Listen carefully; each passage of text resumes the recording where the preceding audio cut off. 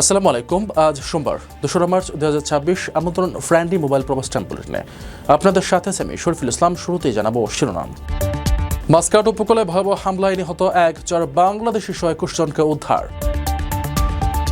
আরব দেশগুলোতে দফায় দফায় ইরানের ক্ষেপণাস্ত্র হামলা, বাহরাইনে বাংলাদেশি নিহত।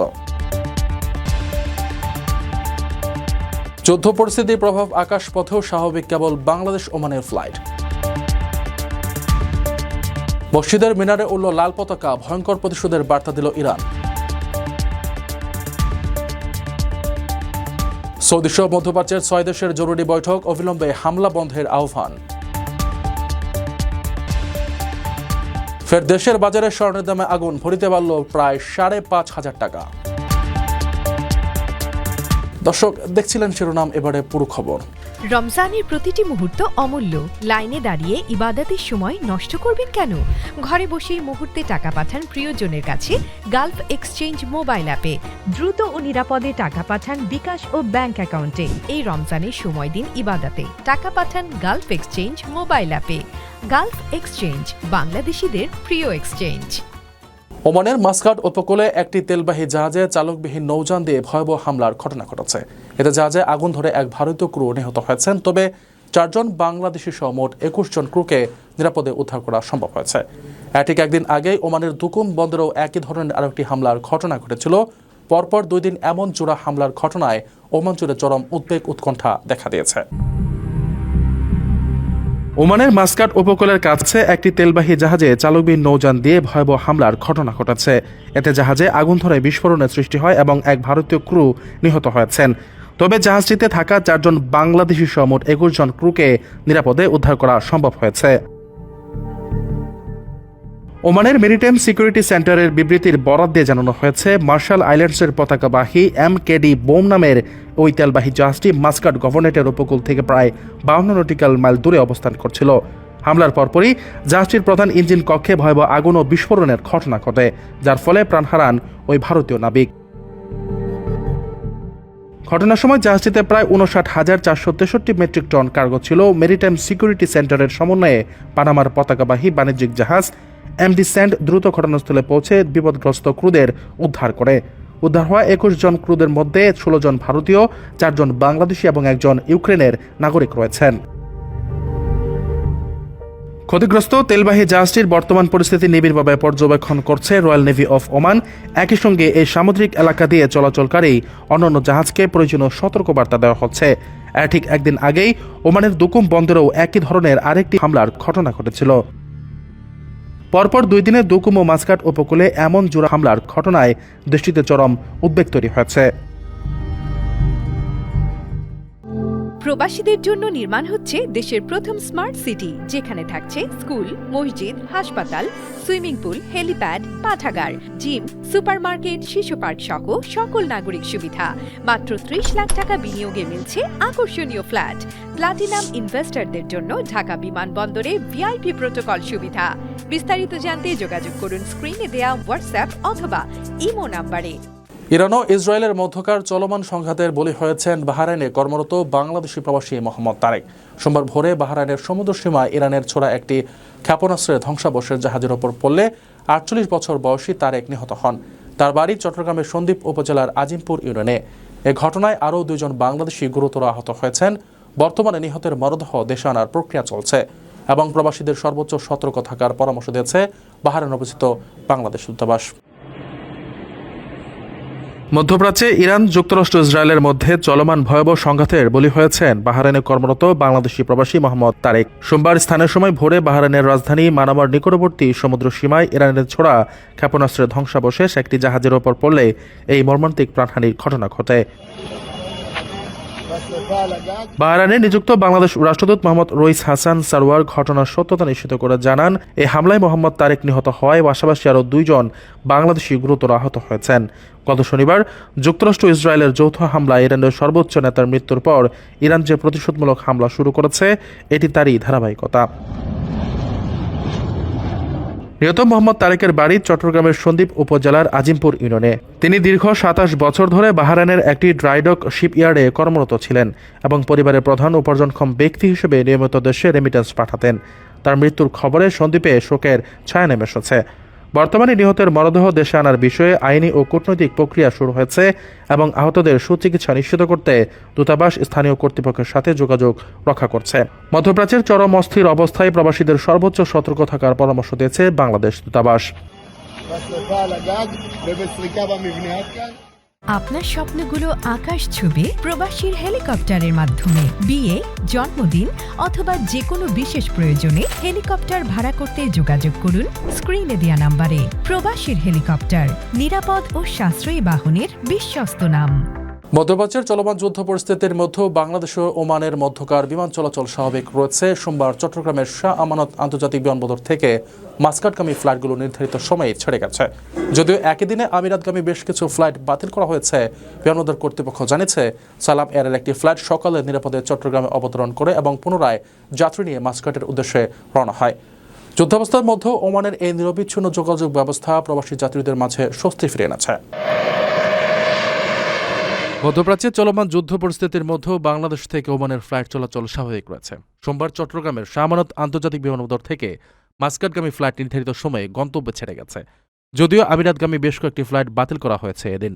বিমানবন্দর কর্তৃপক্ষের দেওয়া তথ্য অনুযায়ী মাস্কাট থেকে আসা সালাম এয়ারের ফ্লাইট OV401 সোমবার সকাল 8টা 15 মিনিটে নিরাপদে চট্টগ্রামে অবতরণ করে। পরবর্তীতে এই এয়ারলাইন্সের OV402 ফ্লাইটটি যাত্রী নিয়ে সকাল 9টা 30 মিনিটে পুনরায় মাস্কাটের উদ্দেশ্যে শাহ আমানত বিমানবন্দর ত্যাগ করে। যুদ্ধাবস্থা এবং একের পর এক ফ্লাইট বাতিলের খবরের মধ্যে ওমানের এই নিরবিচ্ছিন্ন ফ্লাইট চলাচল যাত্রীদের কিছুটা হলেও স্বস্তি দিচ্ছে। এদিকে ফ্লাইট বাতিলের পরিসংখ্যানে দেখা গেছে, মধ্যপ্রাচ্যে নির্ধারিত মোট ৩,৯৯০টি ফ্লাইটের মধ্যে ২,০১৪টি বাতিল হয়েছে। শতকরা হিসেবে বাতিল হওয়া এই ফ্লাইটের পরিমাণ প্রায় ৫০.৪৮%। ফ্লাইট বিপর্যয়ের এ তালিকায় সবচেয়ে শোচনীয় অবস্থা বাহরাইন, কাতার ও সংযুক্ত আরব আমিরাতের। অন্যদিকে অপেক্ষাকৃত কম ফ্লাইট বাতিল হলেও সার্বিক যোগাযোগ ব্যবস্থায় বড় ধাক্কা খেয়েছে জর্ডান, ওমান, সৌদি আরব ও মিশর। ওমানে ১২৪টি ফ্লাইটের মধ্যে ৪৯টি বা ৩৯.৫২% ফ্লাইট বাতিল করা হয়েছে। এছাড়া সৌদি আরবে সবচেয়ে বেশি ১,২৪৮টি ফ্লাইট নির্ধারিত থাকলেও বাতিল হয়েছে ২৩০টি বা ১৮.৪৩%। আকর্ষণীয় রেট ও দারুণ সব ডাটা বান্ডেল পেতে আজই ব্যবহার করুন ফ্রেন্ডলি সিম। ইরানের সর্বোচ্চ নেতা আয়াতুল্লাহ আলী খামেনি নিহত হওয়ার পর তেহরানের পবিত্র জামকারান মসজিদে ওড়ানো হয়েছে বিশেষ লাল পতাকা। ইসলামী ঐতিহ্যে এই লাল পতাকা মূলত রক্তের প্রতিশোধের প্রতীক। এর আগে 2020 সালে কাসেম সোলাইমানি এবং গত বছর ইসমাইল হানিয়া নিহতের পরও এই পতাকা ওড়ানো হয়েছিল। এই প্রতীকী বার্তার পরপরই ইসরায়েলের দিকে প্রায় 100টি ড্রোন হামলা চালিয়েছে ইরান, যার ফলে পুরো অঞ্চলে রেড অ্যালার্ট জারি করা হয়েছে। মার্কিন ও ইসরায়েলি বিমান হামলায় ইরানের সর্বোচ্চ নেতা আয়াতুল্লাহ আলী খামেনি নিহত হওয়ার পর কঠোর প্রতিশোধের হুঁশিয়ারি দিয়েছে ইরান। তেহরান জানিয়েছে, খামেনি হত্যার জন্য ইসরায়েল ও যুক্তরাষ্ট্রকে চড়া মূল্য দিতে হবে। একই সঙ্গে দেশটির পবিত্র জামকারান মসজিদে ওড়ানো হয়েছে একটি বিশেষ লাল পতাকা। এরপরই জনমনে প্রশ্ন উঠেছে, হঠাৎ কেন মসজিদে এই লাল পতাকা ওড়ালো ইরান? এর কি কোনো বিশেষ কারণ আছে, নাকি এটি বড় কোনো ঘটনার ইঙ্গিত?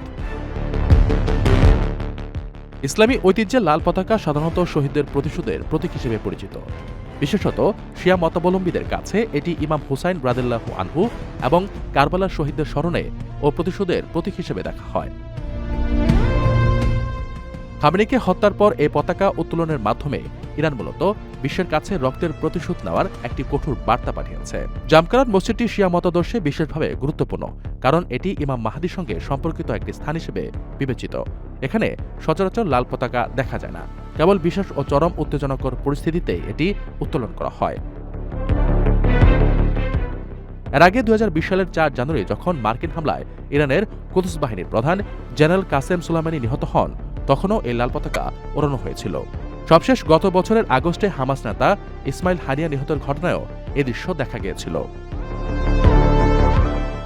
বর্তমান পরিস্থিতিতে এই পতাকা উত্তোলনের মধ্যে ইসরায়েলের ওপর আবারও হামলা চালিয়েছে ইরান। তেহরান থেকে প্রায় 100টি ড্রোন ইসরায়েলের দিকে পাঠানো হয়েছে। এই ড্রোন হামলায় আতঙ্কে ইসরায়েল জুড়ে নিরাপত্তা ব্যবস্থা জোরদার করা হয়েছে এবং জারি করা হয়েছে জরুরি অবস্থা। মধ্যপ্রাচ্যের নজিরবিহীন সংঘাত ও উত্তেজনার পারদ চরমে পৌঁছেছে ইসরায়েল ও যুক্তরাষ্ট্রের যৌথ হামলার পর ইরানের পাল্টা হামলায় পুরো অঞ্চলে কার্যত যুদ্ধাবস্থা তৈরি হয়েছে। এদিকে নিজেদের সদস্য রাষ্ট্রগুলোর ইরানের এমন হামলার তীব্র নিন্দা জানিয়েছে গালফ কোঅপারেশন কাউন্সিল। অবিলম্বে হামলা বন্ধের আহ্বান জানিয়ে জোটের পক্ষ থেকে হুঁশিয়ারি দিয়ে বলা হয়েছে, নিজেদের সার্বভৌমত্ব ও নিরাপত্তা রক্ষায় তারা যে কোনো প্রয়োজনীয় ব্যবস্থা নিতে প্রস্তুত। ইরানকে মধ্যপ্রাচ্যের বিভিন্ন দেশে অবিলম্বে হামলা বন্ধ করার আহ্বান জানিয়েছে গালফ কোঅপারেশন কাউন্সিল জিসিসি। সেই সঙ্গে জোটের পক্ষ থেকে হুঁশিয়ারি দিয়ে বলা হয়েছে, নিজেদের রক্ষায় সব ধরনের প্রয়োজনীয় ব্যবস্থা নেওয়া হবে। রোববার জিসিসির সদস্য দেশগুলো বৈঠকে বসে তাদের দাবি, ইরানের হামলায় সদস্য রাষ্ট্রগুলোতে ব্যাপক ক্ষয়ক্ষতি হয়েছে। সেখানে বেসামরিক স্থাপনা ও আবাসিক এলাকাও লক্ষ্যবস্তু করা হয়েছে। জিসিসি সদস্য দেশগুলো হল সংযুক্ত আরব আমিরাত, বাহরাইন, সৌদি আরব, ওমান, কাতার এবং কুয়েত।